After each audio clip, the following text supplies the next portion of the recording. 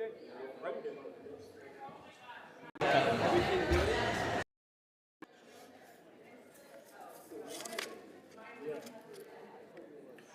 Okay, welcome back, everybody. We are ready to get started on our first of 4 panels.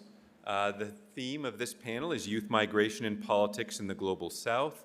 And to moderate is my colleague here at the Hamilton Lugar School, Dr. Amadou Beatty Sow, who's a senior lecturer in our African Studies program. He teaches Bamana. He has a master's degree from the École Normale Supérieure in his home country of Mali in Bamako. And he has an MA in International Studies and PhD in Education from Ohio University, not far away. He's also an expert in the theme of the panel, having written a book entitled Political Leadership in the Hand of Teachers, the type of leadership teacher politicians display on the political scene in Mali. And so Beatty will moderate the panel. He'll invite our panelists to offer some opening remarks and then engage them in some conversation. And we hit about the 45-minute mark. We will shift to audience Q&A, which we can handle. Beatty can call on questions. And again, please share your name and your affiliation when you have the questions. I'll signal to Beatty when we're getting close to that 30-minute mark so that we can engage you in the conversation. So thank you, Beatty, for moderating, and look forward to a great discussion.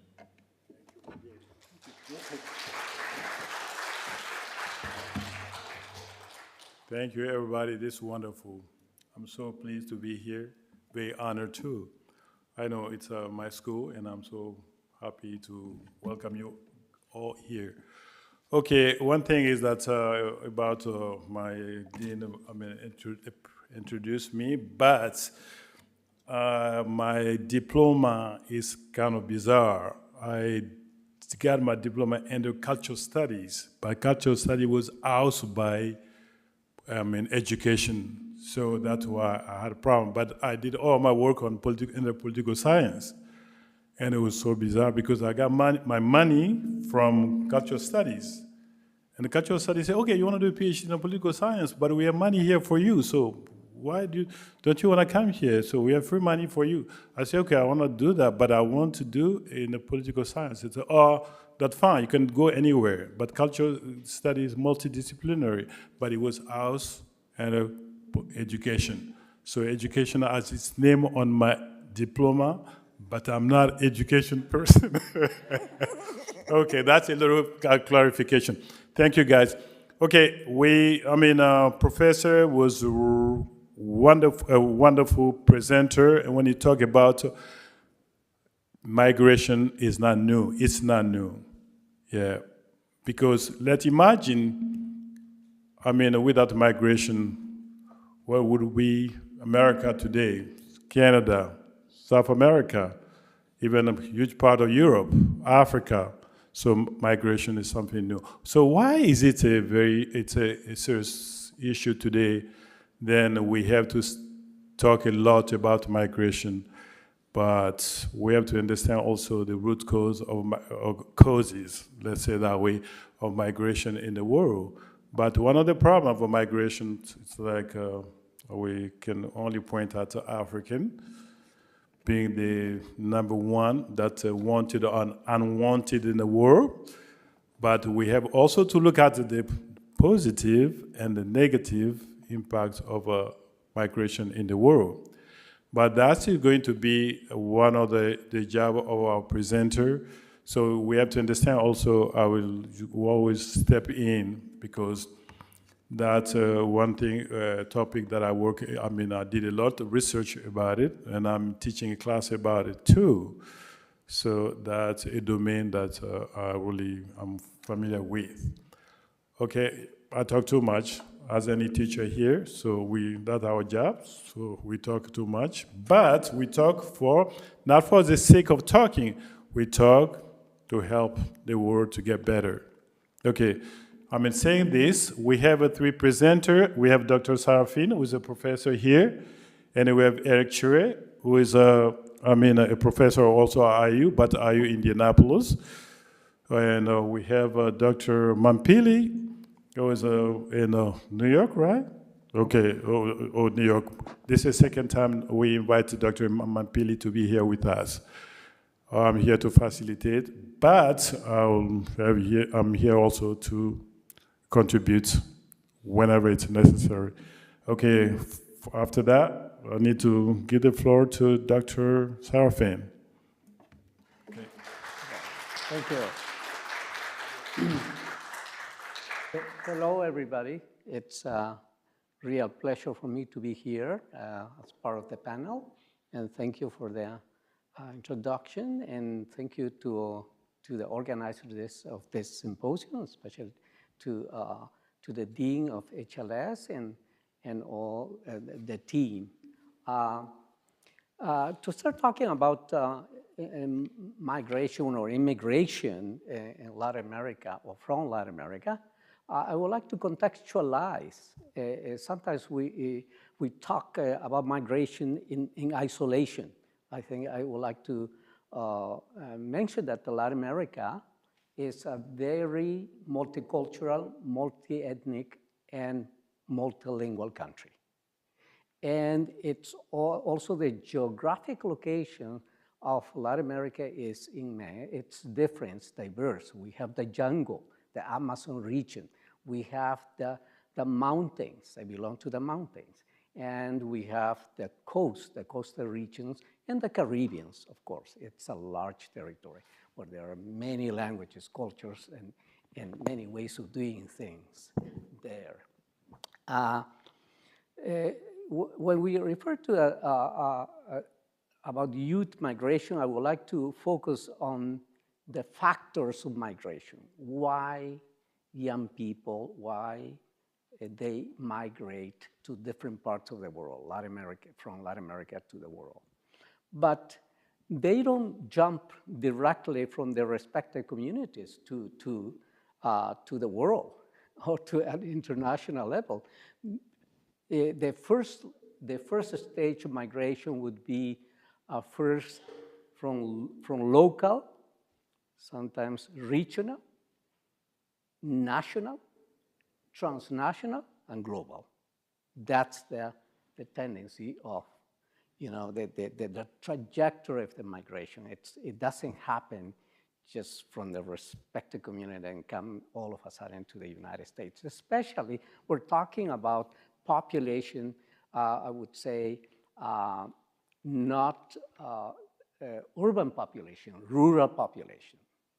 In this case, we're talking about many indigenous communities who live across Latin America.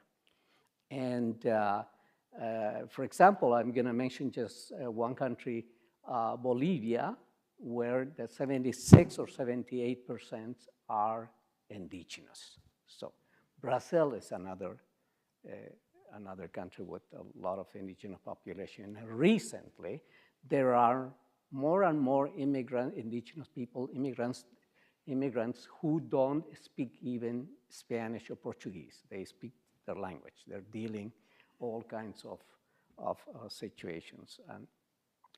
And the factors of, now I'm going to refer to the factors why young people immigrate to different parts of the world internally and transnationally. The first thing would be, the first factor would be the economic factor. And the it could be, if we join that, if we mix the socioeconomic, sociopolitical factor, the educational factor as well, it's very important. And young people are always looking for new opportunities to change their lives. Because what happened in across Latin America, it's the government, the centralized government. The Ministry of Education depends, for example, it's for everybody, from the top down.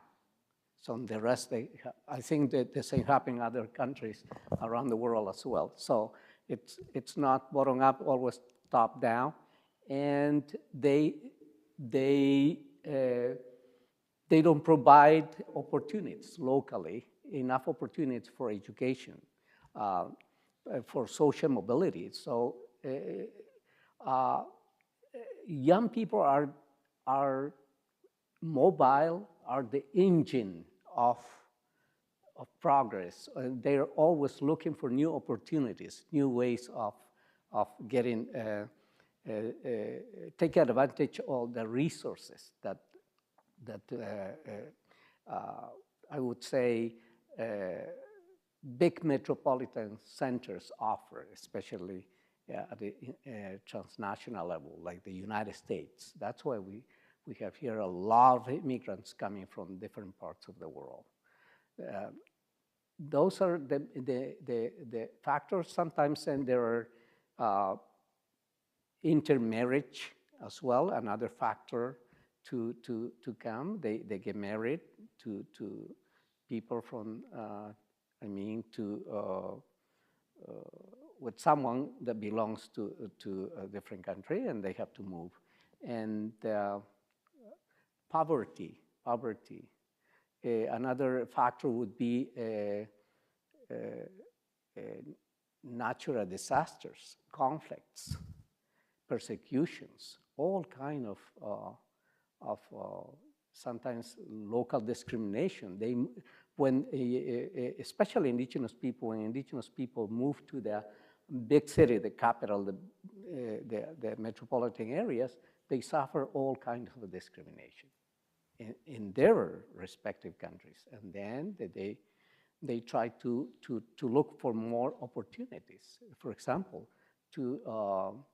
they want to find a job, a decent job, to keep moving forward. I think that's a very fundamental reason why youth always are on the move, and looking for opportunities.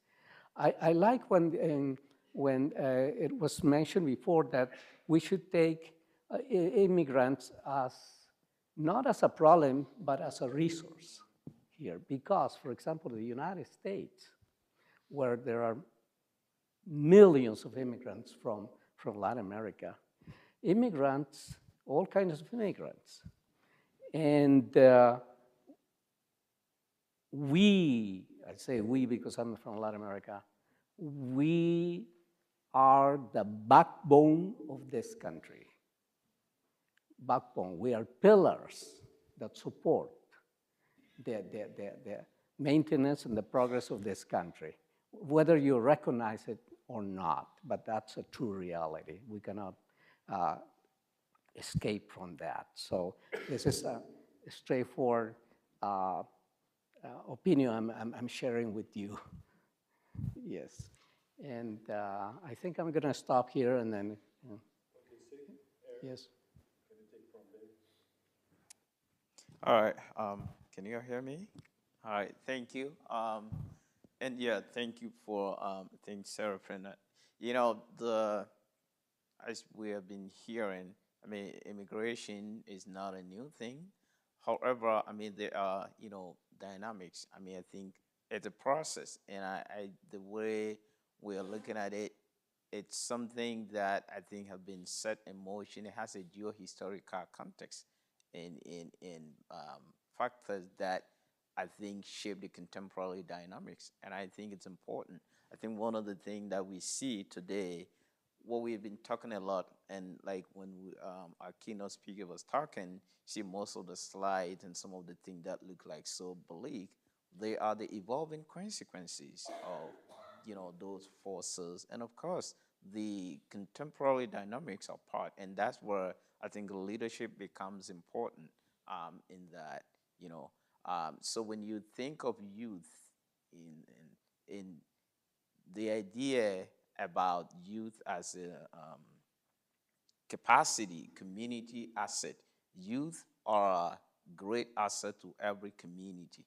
And so when they begin to move, on one end, they are moving away with the capital, the resources, and all of the agency and the possibilities that can even shape the local context, right?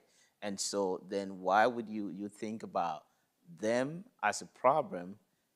It's actually a form of depopulation, but it also resource, what do you call it, misappropriation, but the context that, initiate those kinds of decisions. Like when you think of, indigenous people, most people in indigenous context, like somebody like me, I grew up in a very, rural area, and how I ended up, I think, different trends of migration. I was just talking with Zachariah how, I moved from small, that area through schooling and all that into the capital, into the urban center, and then ending up here. It's education, right? But one of the things that's interesting is the way the kinds of the education that I received that make me even recognize anything in my context to be useful, right? And so it's all the time I was thinking, well, development, life, progress is always outside there. But when you think about some of the, even land is, when we are thinking of, asset, resources, land is one of the greatest key indicators. So why do people have to leave land and go to places where they are not even welcome, where they can't even get land, where all of these things are done? And so that's one area. I think part of it is we are educated in a way that do not even help us to know who we are and what we have and how to turn what we have into usable product for ourselves and for our community. And that kind of education is colonial educational project. I mean, it's too deep, and it's grounded in the, white supremacist logic. I think the other part of it also is the fact that, I mean, I think in most African countries, you have nearly all of the resources that powered life in most of these Western countries, you trace them to Africa. And we call African countries that they are low resource, low income countries, disadvantaged countries. But ever since, we discovered those continents, Europeans saw the continent, they have never left. Our models for working is a capitalist. How will a capitalist be continuously in a place that doesn't have any resource, where they won't be able to get anything? But we're not, told about some of these pieces. And one of the other piece of that is, I think, how some of these factors have also shaped what leadership is, and the role that leadership, how leadership create the context that influence the decision for young people to move or to stay, right? And that's also one of the piece. I mean, when you look at most of the leaders in the African countries, a lot of them have degrees and education outside of Africa, Europe, North America, right? So what have we been giving them? How have we trained them to go back and do the kinds of the leadership that really, make them connect to who they are, their culture, their context, and all of the things that actually will help them. Now, that will not stop migration. There's times where people can decide, I am going here maybe on a vacation, on this, on that. Those are important. We all do that, right? But when it becomes an issue where people are running away from resources into places where they sometimes get into even harm, that's a problem, right? And then the other thing, part of, as I was talking about these geohistorical factors, I mean, you can't talk about this without talking about slavery, particularly the transatlantic slave trade. I mean, I think it created a context. This was a global nature, right? The trade from Europe, Africa, and then the product that were made from Europe, North America, coming back looking for market into Africa, but not really creating the context there that will turn the raw materials there into usable product that will keep the people in there, right? And so then you have that infrastructure and the resources that are supposed to make some of those things, facilitate even within country, within community movement and mobility and relationship. That didn't happen. And as you know, we heard in the speaker some of the areas where, you know, you were talking about lack of access and the logistical issues, the bureaucratic processes. These are all part of the things that what we've seen, particularly in African countries, most of our context, roads and means of transportation, if you go there to most African societies, you see the road that was constructed during the colonial era. They lead to where resources are, right? Into the harbors and in places. And so then after what we call today, we describe most African state as independent. But that's not true, right? That we have some kinds of geopolitical retreat. That is true. But that's the first phase of the process leading to real independence and sovereignty. That had never happened. So because of that, you have a process where we inherited the structures that again have not, because of the trauma connected to these issues, they have not been able to really make any significant impact. And so the kinds of the restrictions and those logistical issues that are impediment are grounded in some of these issues. And so now it make most youth think that nothing is there, there's so much despair, there's so much frustration. And then the other side of it is we see a lot, I think, in the West and in most European countries, most of the Western nations, you know, we are very good at faking. I mean, let's say the truth. We project a lot of internal beauty and all kinds of things, but we hide so much of the internal fractures that are going on here. And that attract most of these folks, again, which is also the way we think about how life is and what life ought to be, you know, and so it attracts most of them to feel like to make life, they have to be out of the spaces where they have good food, nice, you know, organic food and all of the things, and leave them and to come and eat junks, right? Where they'll be sick. They get all kinds of things without even access to healthcare. And yet we don't tell the truth about what these kinds of things are. So the pull factor here, I think, part of the deceptive mechanism, but it's also designed such a way so that they can come for exploitation, which is working. And then, of course, you have the other part, I think, from the work that I do around, you know, the identity crisis. When I think about collective memories and collective cultural trauma, I think because of the kinds of the history that, you know, in most Africans, people are, you know, conditioned by, we talk a lot, corruption is one of the factors, but corruption also is rooted in the same history, you know, because most leaders will amass resources and hoard it and move them away from creating opportunity for youth.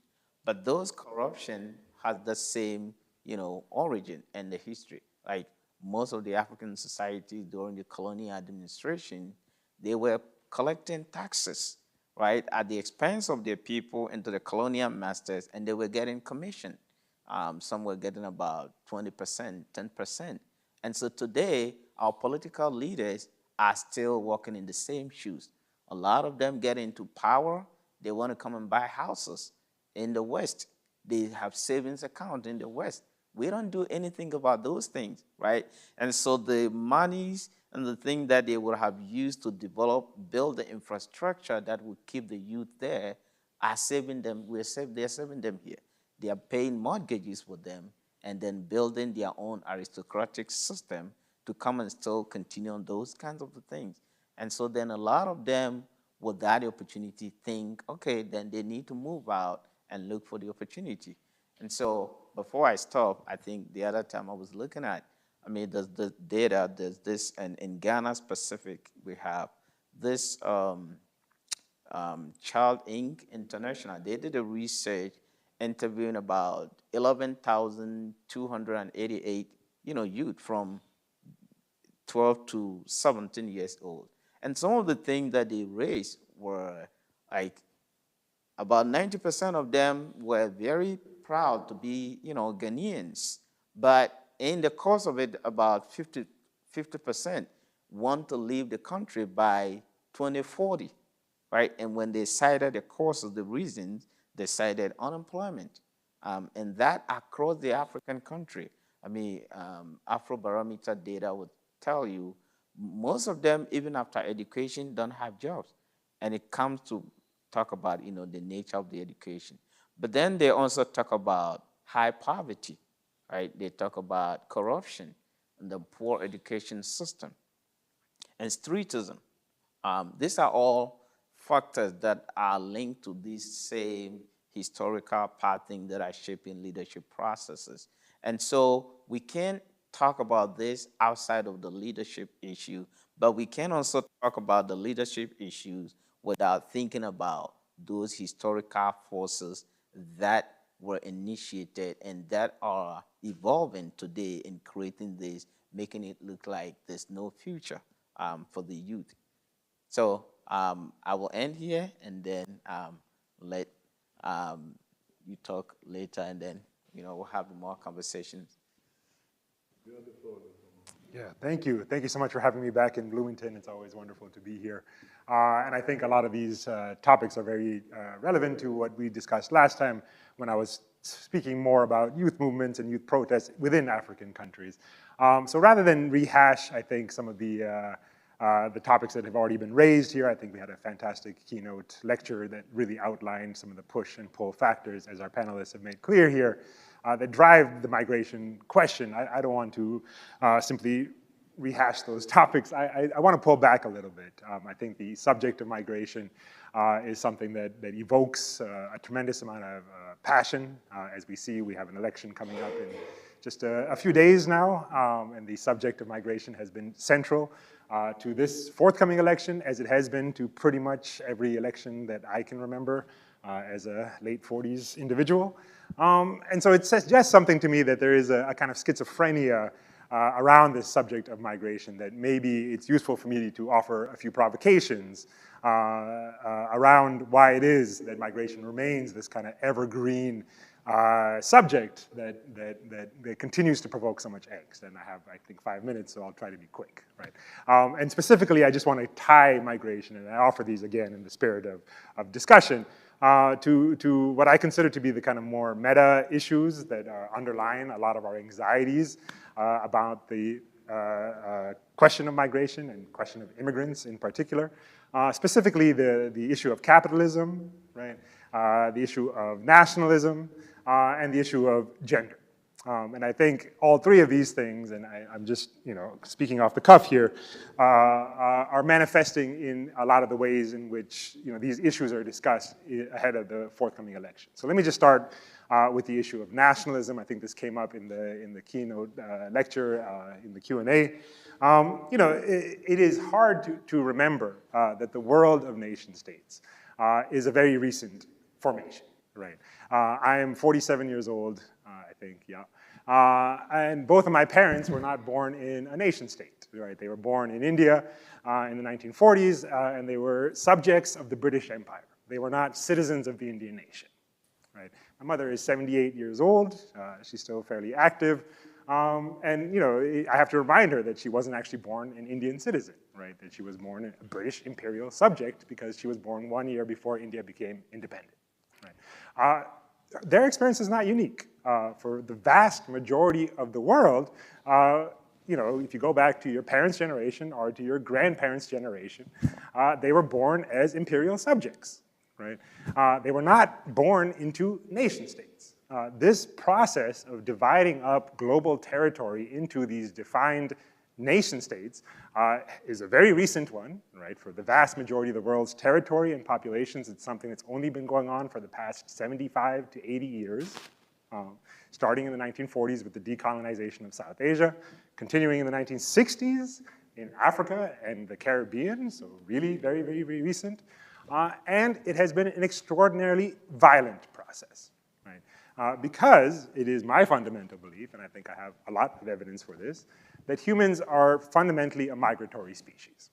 So the process of transforming us into these nationally defined entities has required a tremendous degree of violence. And it's violence that is ongoing today and is especially visible in parts of Africa, right? Across Africa, we see a tremendous push by countries in the global north, by international institutions, by our own government, the United States, to build borders where they have never existed before, to prevent peoples who moved freely across these borders for millennia from moving across these borders anymore.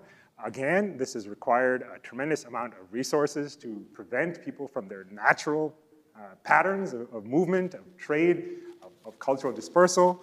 The war on terror has allowed the United States government in particular to take a huge interest in the Sahara, where we are trying to enforce arbitrary lines across desert sand by building these massive military enterprises. It has required a tremendous amount of violence. It has been hugely destructive. And to return to our topic of discussion here, it has produced a tremendous amount of migration as people have been pushed off of these lands that they have lived in for centuries, right? We're not only talking about settled communities, but also populations that were historically nomadic. It's easy to forget that much of the human population is nomadic, or has been nomadic, until we have insisted on drawing these borders that require them to settle down, right? Without any evidence that that is an improved quality of life from what they were engaged in before. We can talk about populations like the Tuareg in places like Mali, which has, again, caused a tremendous amount of violence in that part of the world, violence that is ongoing, violence that is at the core of a lot of the dislocation that is occurring in that part of the world. Okay, so the first point, right? Nationalism. And how much of the world is driven by this force of nationalism, despite the fact that it is a very, very recent phenomenon, okay? Second point, capitalism. I think when we think about capitalism, until fairly recently, there was a very strong emphasis in the West, in the United States in particular, that capitalism requires freedom, right? That there's an innate relationship between capitalism and freedom. We hear a lot about the free market, right? The idea that freedom is inevitably tied to capitalism. This was the entire subtext of the Cold War, this idea that free societies have free markets. But it's useful to disaggregate what we mean by this relationship between capitalism and freedom, which is a very famous title of a book by a libertarian hero, and ask, what are the components of that? Right? And we can think of capitalism as requiring three types of inputs, right? Obviously, capital, it's right there in the name, which is money. We insist that capital be free so that you can move your capital anywhere in the globe in an instant. You can buy assets all around the world. We know that corporations have investments, so we call them an American company, but all of their inputs are coming from African countries, all of their products are manufactured in Asian countries, and they're all sold back here in the West or in Europe. And that is essential to how global capitalism functions. We need this free movement of money, right? We need also, obviously, the free movement of goods, right? The products that are being produced, ideally, again, until fairly recently with the rise of Trumpism in the United States, we expected that goods should move freely, that they should be able to move across borders without any sort of tariffs and subsidies. And that has allowed, especially in the West, in the global North, a tremendous improvement in our quality of lives, right? We can buy supercomputers for about $900, or much less, for about $250, you can buy an Android smartphone that has been produced with commodities taken out of the ground in Africa, often, again, producing tremendous amounts of migration, right? Because this destruction of the environment is happening on a world historic scale, and it is transforming the livelihoods of people across places like the Democratic Republic of Congo, where I've done a lot of research, Sudan, another country that came up a lot in the keynote speech, that is a major source of many of the resources that are required to produce these goods, right? And we take it for granted, right? Most Americans will say, under Trumpism, that they would prefer increased tariffs on many of these goods. But I think that's only as durable until they start to see the cost of what it actually entails to produce these goods domestically, what it would look like to actually impose tariffs on China at the rates that are being thrown around, would entail $9,000 iPhones. Right? And I'm curious, at least, to see how that plays out in the American economy, in the American sector. Right? So at least until recently, there has been a general consensus within pro-capitalist advocates that goods should move freely, that we should work to create a world that has no tariffs, that allows the free movement of goods. This has been really good for American businesses in particular, right? Now when we talk about American products, as I was saying, you know, there's no sense of where all the components even came from in the first place. There's an overwhelming likelihood that if you buy an American car, that it has not been produced remotely in the United States, right? And this has been the structure of modern American capitalism, again, until fairly recently, right? Okay, last thing I want to say here is the third one, which is the gender question. Of course, gender has been, I think, driving recent American elections, at least since 2020, certainly in 2022. We saw that the Democratic Party benefited tremendously from issues of women's reproductive justice, right? In places where they did not expect to win, without the question of reproductive justice on the ballot, there would have been a red wave, as was predicted by political scientists, of which I am one, reluctantly. And the only thing that saved the Democratic Party was reproductive justice issues. We know that it is likely to again be the central issue in the upcoming election on Tuesday, regardless of where you stand on it, right? We know it's a hugely important force. And what does this have to do with the question of migration and Africa, right? Well, let me just start by saying that the vast majority of the world is no longer growing. I mean this in terms of demographically, right? In the social sciences, we use the concept of the replacement rate. That is the number of children each woman needs to have for a society to have a stable population. In the West, in advanced capitalist countries, it's 2.1, meaning that each woman is expected to have 2.1 children. This has basically collapsed in most of the advanced capitalist world. In places like South Korea, it is under 1. So the average South Korean woman is not even having 1 child, right? Across Western Europe, it is probably around 1.2, 1.3. Again, it has collapsed. Japan, much the same story. In the United States, it is also under 2. Right? Slightly better than Western Europe. Parts of like Portugal and stuff are like 0.9, like crazy, crazy low numbers. Greece has a very low number. The US is closer to like 1.7, 1.8, but still under that replacement rate figure. What that means is if you were to stop migration tomorrow, the American population would collapse, right? Within a generation. It would literally collapse. First, it would age rapidly, like Japan is currently, right? The oldest population in the world is Japan. That has a whole bunch of trickle-down effects for the entire social welfare system in that country. There are not enough young people paying into the social welfare systems. Japan remains reluctant to allow immigration, and so their population is rapidly shrinking. Russia is much the same situation. China has now crossed that point as well. They are desperately trying to encourage women to have children, right? India, which for a long time was a country that produced a surplus of people, has now moved in the opposite direction. So it recently peaked at 1.4 billion people, but it's expected to start to decrease, right? And we know that the vast majority of the world is experiencing the same exact phenomenon, except for 2 particular regions. One is West Asia, right? And the other, of course, is Africa. Those are the only 2 parts of the world that are actually producing more children at a sufficient level, right, to actually grow their societies. The rest of the countries that are growing, like the United States, are only growing because of immigration, right? Because of immigration. And those immigrants are not randomly distributed. They're coming from certain parts of the world. They're coming from the global south. They're coming from Latin America. They're coming from parts of West Asia. And they're coming from Africa, right? Especially Africa, which remains the youngest continent. And as I mentioned, the only part of the world where women are producing children above the replacement rate. Right?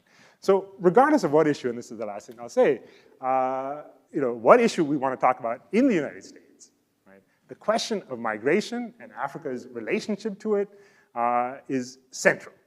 And it's very difficult to talk about these issues, I understand. But I think it is important for us, especially as social scientists, to try and make these connections apparent, because otherwise we get kind of restricted in how we talk about the immigration question. And I think we fall victim to reducing immigrants simply to their economic values, right? To this idea that the only argument we can offer for why we want immigration is the role that they play in labor markets, right? And I think as this panel has been making clear, and as our keynote speaker made clear, that is a very reductionist and I think problematic way for us to think about the question of immigration when it is so central to almost every aspect of our social, political, and economic lives. Thank you. Great. That was great. I think we have 30 more minutes. Okay, I know we.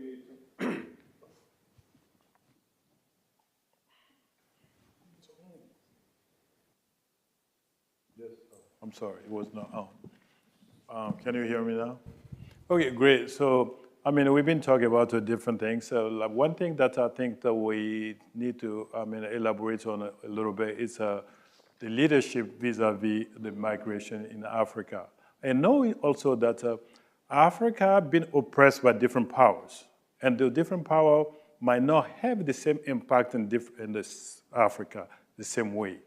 So, and then we might find French oppressed Africa, and British oppressed Africa, Portuguese oppressed Africa. I mean, migration might, be different from those places.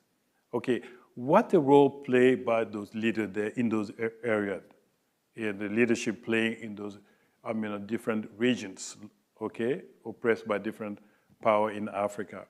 So I want to ask to be able to explain a little bit that to people. That's how the migration trends, okay, is in those different places in Africa. But we can talk about Latin America too, because of Portugal were there, and Spain were there, so we can present that picture. Even the French are there too, yeah. Yes, regarding Latin America, of course, leaders play an important role because if the leaders are not providing opportunities to the youth population, different kind of opportunity, a wide range of opportunities, and then these young people will seek, will be looking for other opportunities to go to different countries. And leaders have to provide education, provide even health service, provide even technology access. They have to protect young population so they can continue moving forward. Otherwise, they will.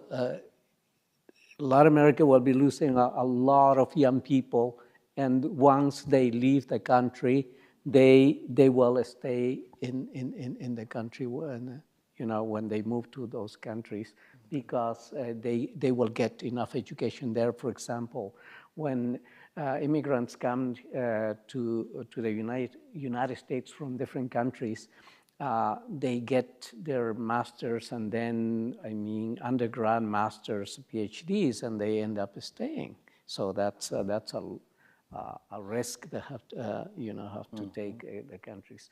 Instead of providing those opportunities, young people move because, as I said, they are not happy with whatever limited resources the government provides, the leaders provide them. So there is a lack of attention, lack of opportunity for those young generations. Another thing I want to link to this is the notion, I want to be very critical with this one, the notion of global South and global North. Why we are trying to create those divisions without any, the division is economically based, period. It's not based on geographic locations, nothing. It's just the economy. All the global South, we are the poor, we are the developed, we are we are countries that we need help. We don't have enough economic resources. So that division, to me, it's very, creating dichotomies like whites and non-whites, rich and poor, those dichotomies are dangerous for society, because that creates division. On top of that, the political divisions as well can affect in a negative way, the harmony of the population. Thank you much. Eric, do you want to help us here? Yeah, I mean, I think, like you said, I think they are different, and this is, again, you begin to see, if you look at even back in the 1500s, the way European powers were fighting among themselves on the African continent. What was it for? For gold, for the mineral resources, for all of those things. And that hasn't really changed that much. Of course, there are new twists to that. And so you're thinking about the different, like the Portuguese, the French, the Britons, and that's where you see how different African countries are speaking different languages. Frankly, they're not different, but the languages are determined by the colonial masters and how that operate. And so then that has also weaved into the leadership process, because the way it has worked, let me go back even with the transatlantic slave trade, because those who were picked to be part of the traders, they've used them to sometimes got their children to go to Oxford, to go to most European universities to study. And so then they will come and continue on their father's legacy, their parents' legacy. And that's the same way that we're seeing. And so you're beginning to see that the history has been evolving. And so for me, most of the work that I do, I look at it, I think, from the template by which, the race-based enslavement mechanisms work. And it has also fashioned in the way that the leaders, African leaders today, who are mostly coming out of the generations who profited off of it, continue to benefit. And so now today we have, like, even, frankly, the idea about, African leadership, we have the colonial bourgeois, which the idea that those who were even fighting for independence, a lot of them, with the exception of few people who had really good motive, majority of them, the idea was that given that they have become masters of, they have become so crafty in mastering the act of being European, they wanted European bodies out so that they can now take over and begin to actualize the European culture, the European lifestyles, and all of the things that by virtue of the European education they have learned. And that's what is happening, because that kind of thing always see humanity within a hierarchical terms, right? And so when people are seen within that hierarchy, they are not seen on the basis of their humanity. And so where you belong to in a hierarchy, as we see here with race and things, it is tied to material, economic, and in social prestige. And that work to discriminate. It worked to ensure that the resources within the given context that the members are supposed to benefit from are unevenly distributed. And that leads to this opportunity hoarding. The problem we have in Africa is not that we don't have anything.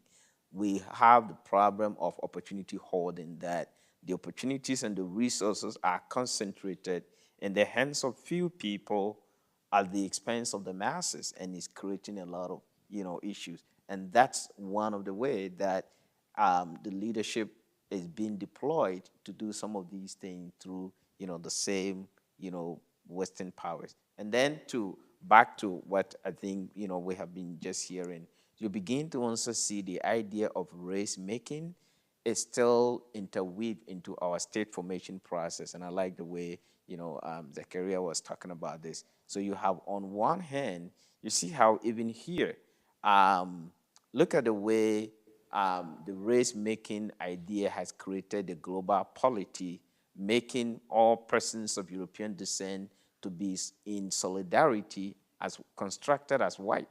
And then all those who are not white, are also be like, we are different and we are on this hierarchy. But then how that has been weaved into the national identity thing, making all of us feel like, once we take on the nationality thing, it makes us to feel like we are powerful. Because then if we mention I am an American, you are speaking about power. That means that anywhere I go, I look at this other person, I am superior to them. And so we deploy that and engage in some of those things that even generate some other concerns. I think from a leadership standpoint, people want to emulate some of these practices and cultures, and it make the hierarchy to be sustained. And we weave that into our internal mechanisms, policies, leadership. And so when you have people in leadership, leadership is supposed to be servant. But today leaders have become, like God in themselves, over people that they are supposed to serve. Okay. It is that logic. Thank you. Dr. Mampili, do you want to add something? Yeah, I would, try to build off of what I just offered is, I think there's a global crisis of leadership. I don't think it is unique to the African continent. I think I see it across the global north, in the United States. I see it in South Asia, where my family is from. We live in these sort of gerontocracies. It's not unusual to have leaders who are in their late 70s, early 80s, governing over populations that are far, far younger. The average age of an African is 16. The age gap between African population and the African leaders is 40 years, right? Which is the same age gap between Americans and President Biden, who was the oldest president in American history, right? That's the average on the African continent. So there's a real disconnect, and I think it manifests in many different ways, right? I think they're trapped in certain kind of ideas, some of the ideas that I was expressing earlier, that have not worked, that are not effective, that tend to view young people in particular as a threat rather than an opportunity to harness, right? We see this in numerous ways, especially around the question of migration. African leaders have allowed their countries to be transformed into these buffer zones to prevent their own young people from traveling to Europe, often again through tremendous violence, right? Countries like Rwanda have offered to take on refugees and asylum seekers from England and have them exported to Central Africa. What a horrific, brutal thing, right? Take people from a third country, from Latin America, trying to get asylum in the UK, and you send them to Rwanda with the participation of the Rwandan government. I mean, that is grotesque, right? It's inhumane. Yeah. And I think, again, it reveals the disconnect between the population, which is young, which is energetic, and the contempt with which they're held by these leaders. The problem that they have to be controlled, they have to be regulated, right? And I think I'm being unfair to blame just the age of the leaders, because we see, again, these ideas in the global north as well, right? If you look at the Republican vice presidential candidate right now and his obsession with trying to force women to have babies, right? This is not unique, right? It is, again, a very problematic resolution to a real problem, right? In their mind, they don't want these migrants coming in, but like I just mentioned, the population would collapse without them. So what is your solution? Well, you have to force the women to have the babies, right? In Africa, we see across many African countries, even in countries that historically have been very liberal, like Cote d'Ivoire, an obsession with young people's sexual practices, right? So the criminalization of gay sex, people being lynched with the encouragement of political elites for their very private personal sexual behaviors in ways that we didn't see even 5, 10 years ago, right? So around the world, we are starting to see governments, because they are so bereft of any ideas of how to deal with the real crisis that we are facing, choosing these strategies to intervene into our most personal domains, right? A woman's right to choose, a human's right to fall in love with who they want to love. Increasingly, that's all they have left, right? And sadly, it's not like the global north has been this liberal beacon pushing for some sort of universal values, right? Instead, governments across the EU, governments across North America have been trying to use governments in Africa, who are often led by very venal and corrupt leaders who are susceptible to these types of overtures, to implement, I think, these extremely retrograde and backward visions for our futures, right? And what do young people do? Well, as we talked about last time when I was here, they protest, they rise up in the streets only to be crushed by their own governments, or they flee, seeking some sort of better opportunity, right? And that's really tragic that that's how we deal with our youth, rather than actually trying to address their very, very legitimate concerns, right? And I think it is a crisis of global leadership, and I think it's being reflected in the collapse of what we'd call the Western liberal order, right? That we are all living through, and we are certainly unclear about what will happen next. Yeah, right. Okay, so the total, we have 30 minutes left, or what? How many more? Okay. Q&A. Okay. Also Q&A. Okay, so it's wonderful because when we look at the African society and look at the migration trend, in Africa, I coming from a French-speaking country, and the keynote speaker saying that, talking about real independence in Africa, and other people talking about, independence really doesn't exist in the French-speaking African countries. But when we look at how they got the independence from France, and the French presence in those countries, so then anybody in those countries will leave the country. To go, find himself or herself somewhere else. Because you cannot live in a country when you cannot really build factories. You cannot live in a country where you don't control your educational system. You cannot live in a country where you don't really control your economy. You cannot live in a country where you cannot control your own army.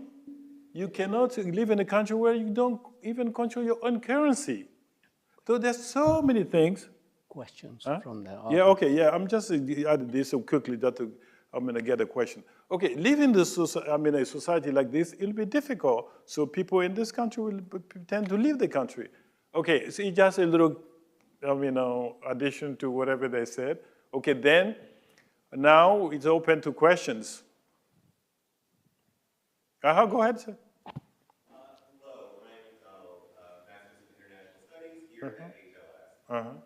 A lot of these political phenomena in the global north are not happening along entirely unexplainable lines. Men and women are having extremely different preferences in their choices of policy and method.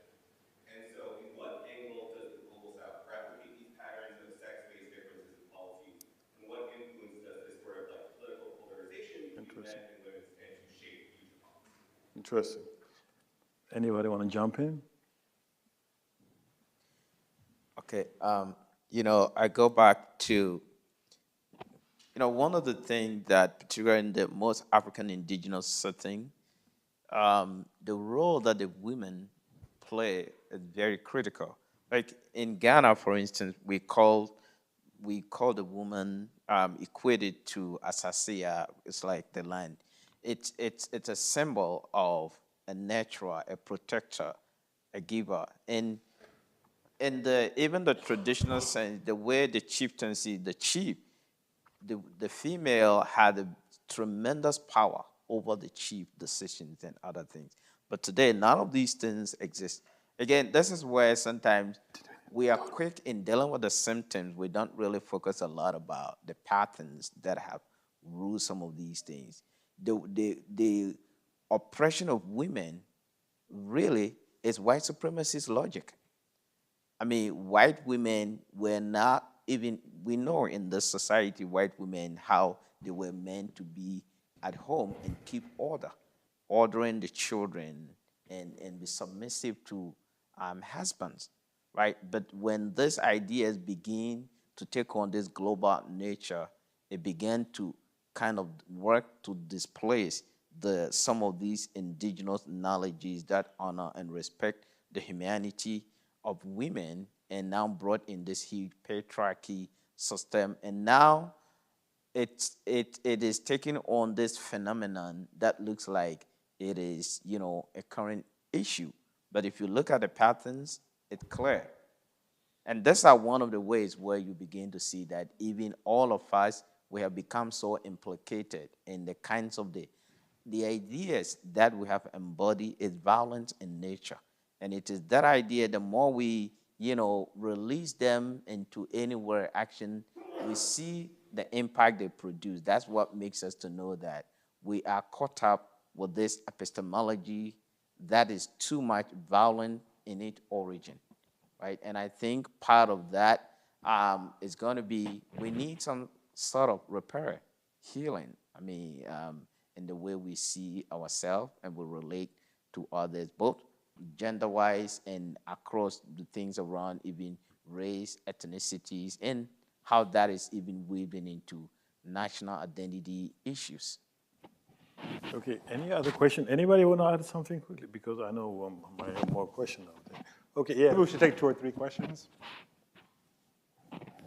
Okay, now I will go back to Good evening, everyone. My name is Jimmy from the media school.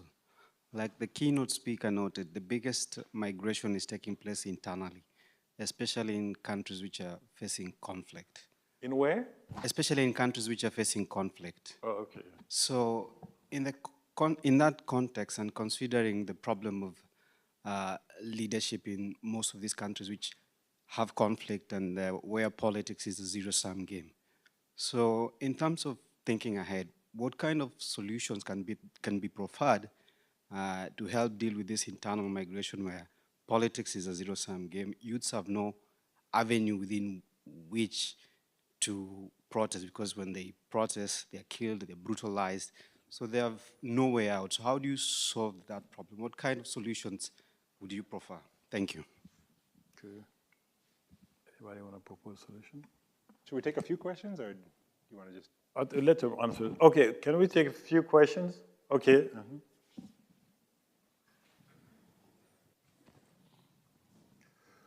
My name is Beth Samuelson, and I direct the African Studies program here in this building. I've given a lot of thought to the idea of free movement of human beings. So, Dr. Mampili, you talked about free movement of capital. Why is it that human beings can't move freely, right? And there are a lot of reasons for that and so forth. But what I really want to focus on is something that you were saying, Dr. Jerry, about healing. Because the kinds of migrations that we've been talking about often involve a great deal of trauma. And protests involve trauma and so forth. And so I guess what I want to throw out is something that I've been having conversations with here in the building with some thought partners about how do we help people to feel that where they are, their culture, their language is valuable, right? And that when they go out, because they can move freely, right? Like if they go out to work for a while, they're probably gonna wanna come home because they value it. They see how they can contribute to their own family, to their community, but but they can work somewhere else for a while or go somewhere to study. And these institutional barriers that exist internationally, but also internationally, there are a lot of institutional barriers, even in the United States, that prevent people from moving freely, even though we think of ourselves as a free people, all right? But how do we help people to have that sense of confidence and belonging and home, essentially, that gives them the grounding, right? So when you migrate or when you travel, you're doing it because there are opportunities, right? Maybe you're discontented with where you are. I was like that. I went to Taiwan for 4 years. I had to get away from home, okay? And the reason I came back was because of a love of home. And eventually, so that freedom should be available to everybody. And some people will stay wherever they want to be.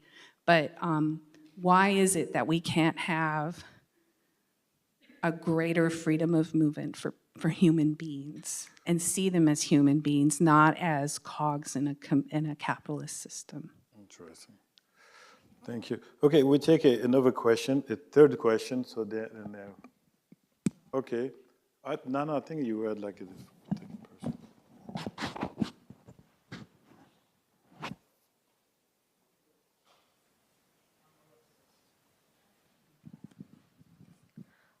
Hi, I'm Elliot. I'm an HLS student. I wanted to ask, at what point and what were the causes of the switch from people, immigrants specifically, being viewed as a resource and an asset to the development of a country to being viewed as a problem? And how do we kind of change our mindsets regarding that?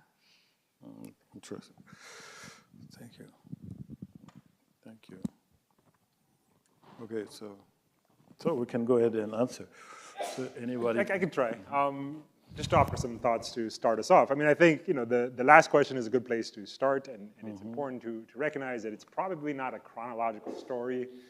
If you look at American history, you can find hatred against immigrants that goes back throughout American history. It wasn't always black and brown immigrants either. The Irish, Italians in New York City, where I live, were a despised community who were compared to dogs. So that there always were forces in American history that were against immigrants, and there always have been forces in American history that are pro-immigrants, just like today, just like it was 100 years ago, and probably before then as well. Right. So the question to me, and this I think will come to the question asked about, zero-sum games and what we do about it, is to be able to identify the forces correctly. That's why I wanted to start my comments off by situating them in a much larger context, right? I think it is very hard for us as a species to kind of grasp the scale of the problems that we confront, of the challenges that we confront. And so then one of the solutions for people in the United States, as well as for African leaders, is to try to distract us by emphasizing these sorts of cultural issues, right? So instead of, in my opinion, talking about climate change, right? Talking about industrial policy. You want to talk about young men being left behind, genuinely have problems finding work in economies that have left them behind. We talk about the issue of transgender rights, right? Which is not to say it's not an important issue, but certainly doesn't rise to the level of some of the challenges that we are confronting as a nation and as a species, right? It's just much easier to invent stories about immigrants eating dogs and cats in Ohio than it is to sort of confront the failures of American economic policy and the fact that the U.S. economy has become much, much more unequal, right? We're told, my family's immigrants, obviously, that this was a land of opportunity. We have less social mobility in the United States today than Europe, which is the old country, which is the country that's the part of the world that social categories are supposed to be frozen. It is harder to shift your economic status in the United States than it is in Western Europe. Right? This is not unique to the United States. Across the world, since the end of the Cold War, we have seen a massive spike in inequality in every region of the world, including in Africa, right? Africa in the 80s and 90s, much like South Asia in the 80s and 90s, was much poorer, right? But it was also much more equal.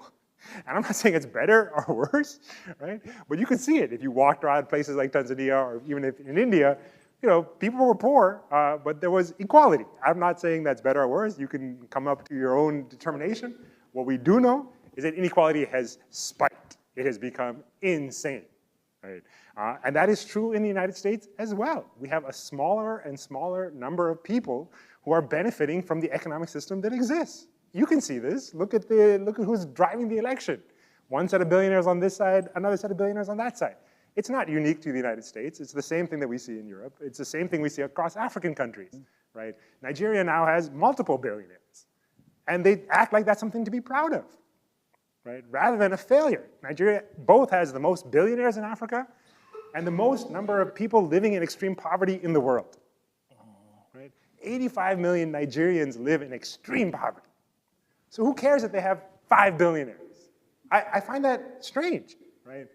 I'm not romanticizing the 1980s, but you hear the same story in India. You have these people, some of them are the richest people in the world. There are Indian families, 2 families in particular, that are worth over $100 billion, right? You've never heard of them because they don't do anything productive, right? They only have that kind of money because of their proximity to the ruling party, which walks around and pretends like it is a pro-po party. It's extraordinary. It's extraordinary. These are the challenges that we're confronting, a world in which fewer and fewer people are taking up more and more resources, right, while leaving the vast majority of us with nothing. And then we fight over cultural issues. It's a brilliant strategy, right? And it's tragically unfolding in so many parts of the world in ways that I think prevent us from having honest conversations. Whatever country we want to talk about, and I'll stop here because I want to let my other panelists speak, I could give you examples, right? In the Congo, in the Sudan, there are people making money on a world scale, right? And they do it by extracting resources at a level that is inconceivable for the human brain. If you go to Eastern Congo, where I've been many times, right, and you see some of these mines that are the source of the resources that are driving the green transition here in the United States. They are extraordinarily vast. They're bigger than this campus, right? And they're filled with more young people, right? Preteens, extracting those resources for the profit of foreign billionaires in conjunction with Congolese elites. That's what they're fighting over. They're not fighting over ethnicity. They're not fighting over whatever you think they're fighting over. They're fighting over billions and billions of dollars. And the entire global capitalist supply chain is complicit, is essential to these kinds of fights. Right? And so for me, like, we have to be able to make these connections, as difficult as it is. Right? Anybody can add something to that because we don't have any more. One sentence. Yeah, go ahead. I think the way to, recognize immigrants would be providing path to citizenship. That would be the best recognition. So, because immigrants play important roles wherever they go. That's all I can say. This direct path to citizenship. I mean, just to add up to what I forgot your name, what you asked, and then what Bert was saying. You know, the idea about seeing, people as resource. I mean, I think that's something that's across the board. It's a normal thing. It's a positive thing since time immemorial because we all connect each other and we are resources to each other into our communities, our environment. Because, through people, things operate even at the structural level, but human beings are the mechanism by which things connect, have their materiality in the direct effect that they have on others. I think the question is, and that will come to some of the questions that Bert was talking about. The question is how we have, few people have sort of deployed this idea in a more, kinds of, from that violence idea to exploit that idea that we are resource to each other, but few people have sought to exploit that to their advantage over all of us and in a more reciprocal way, right? Because I think none of us, we all depend on each other. But look at even the way capitalism has overturned that idea of our interconnectedness and our interdependentness. And then it's using it, but here we all, even in this country, we say this is, we are individualistic society. How is a capitalist society an independent or individualistic society? No capitalists make their gain by themselves. It's a highly codependent society. But we said we are independent. You see how it has worked to overturn that aspect where we can connect with each other. And so now, we are colonialized to think that we are independent. So we see things just by ourselves. But it has used to create this global proletariat that they're dependent on all of us. And so few people are utilizing the benefit that exists within each of us as resource to each other, and then making us to turn away from that, what is normal. And so you see, we have normalized what is insanity, and we are living by it, right? And it's creating so much harm, it's creating hurt, and it's fracturing our society. And so for us to, that's where, for me, I think healing, and that will have to work from our epistemic standpoint, seeing reality and calling it what it is, and then looking at ways to recapture that sense of our interconnectedness in a more positive way that does not benefit few people, but it's something that we share. And we begin by building trust, building relationship, building communities, because that way we will be able to see how all of us, how we are made to feel like we are different. These days we don't talk about what we all share together. We are always thinking about our differences. Of course, we are unique in different ways, but our uniqueness is actually what should make us feel connected to each other, because it brings, a different dimension that bring our wholeness together. But we are capitalizing on these social invention, and we are actually calling ourselves so different, and that difference is creating huge empathy gap, right? And when that empathy gap is widened, the more we remain passive and complicit to all these forms of violence that are happening. But at the end of the day, who benefit? Few people, and all of us get hurt by it. And so if we can begin to see and retrace our step back to what makes us as human, we will be able to work towards that repair and, changing the narrative by which we have been given, and creating a narrative that we all, connect with, and that also aligns with our reality. Okay, I think that will close our discussion here, and thank you guys.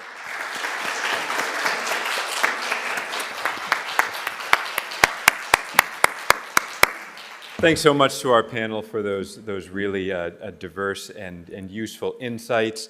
I want to invite everybody to step outside into the atrium. We have a reception. And remember that tomorrow morning, starting at 8:30, right outside these doors, there will be sort of a light breakfast snack served. And at 9:30 tomorrow morning, we start off with our second of 4 panels. So we hope all of you will be able to join us tomorrow. Let's thank Tariq Riebel again and our panel for a great start to this symposium.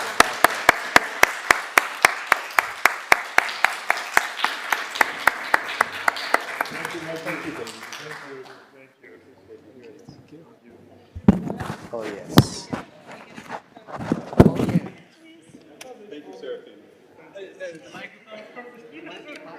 My brain was fried. I've been working so much.